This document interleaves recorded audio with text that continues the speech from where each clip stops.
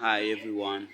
I want you to listen this 2024. I want you to listen to what this man of God is saying and take a better decision this year. Just listen. I want you to listen quiet and then try to understand what this man of God is trying to say. Most of us are so carried away with some things, ideas that are of they are not of the recent age. So just listen. I want you to get it. Listen to what this man of God is saying. Alright? Just listen. Yeah. What they call the Jewish phenomenon is that with your certificate, you must learn another trade because you can be dispersed at any time and be taken to diaspora, where your certificate will not work or get you anything. But what you have learned, like Paul, who was a lawyer, who said, "This my hands have provided for my necessities." He was no longer going to court. He was a tent maker. He said, "These my hands have provided for my necessities." Every one of you still looking for a job, you're a compound fool. Who is going to make that job for you? We are growing at the rate of 6 million per year. Where are you going to get 6 million jobs? The future does not belong to job seekers. It belongs to job creators. It belongs to entrepreneurs. It belongs to the like of my mother, who did not go to school but made her direct clothes in such a way that it catapulted her into America to go teach in Bloomington, Indiana University, how Africans made their clothes before the Europeans came. Do you know Biola Segwe went to university? Now my daughters, my wife, they patronize her. Another are patronizing them. Do you know Sophistica? They went to school. Some of the outreach at one is by Sophistica. Do you know the man called Master Dollar? He's the one sewing for all those in the House of Assembly, so for the governors, and he's sewing for me too. His factory is at Idiaraba. All he does there is to sew agbada. If you go to him today and say, "I need this agbada in 2 days," he will get it ready for you without fail. And they are patronizing him home and abroad. He's shipping them abroad. What do you know how to do, rebel?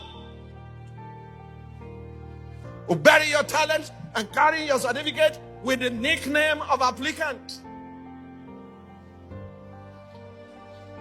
Applicant, my food. The problem is created by you because you are depriving others of the talent you carry that could create jobs for more people. Government cannot keep on employing people. That's not their job.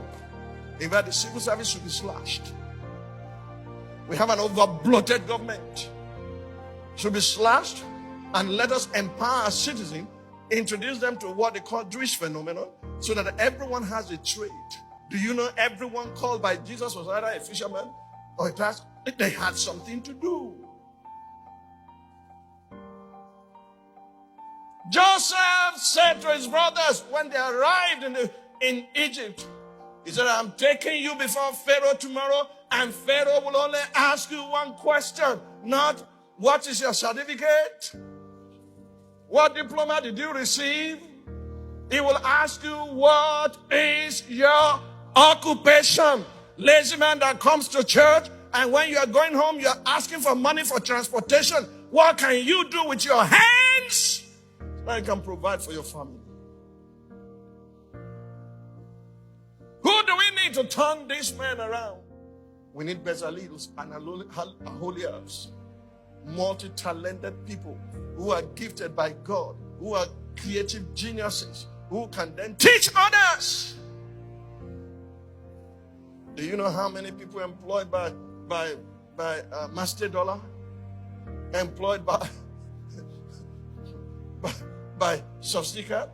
Do you know how many people are into Nollywood today? Do you know how many have become masters of ceremony and they're earning a living? And you consider those jobs beneath you, but you're still an applicant.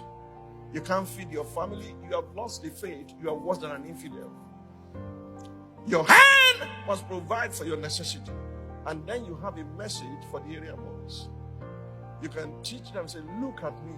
See what God has done with my life. He can do same with yours." And they'll begin to listen to you because you are speaking their language.